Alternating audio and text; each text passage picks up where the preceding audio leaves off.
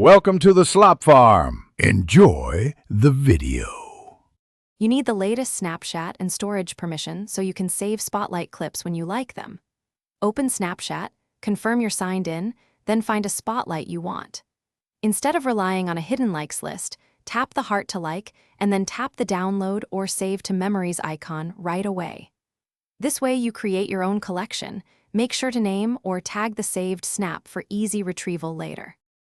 Once you've saved like Spotlight snaps, go to Memories from your camera screen and view the Snaps or Camera Roll tab. You can select multiple saved clips and add them to a new album, call it like Spotlight so they're grouped. Use Snapchat search bar, add tags or captions, and rename each saved snap to record context or creator. This organization makes finding liked content fast.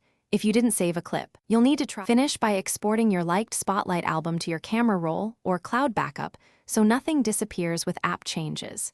If you realize you like something but didn't save it, check your notifications for interactions or revisit the original creator's Spotlight. Otherwise, you may not recover the clip.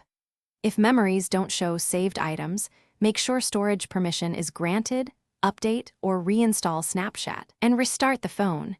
That single troubleshooting step resolves most visibility problems.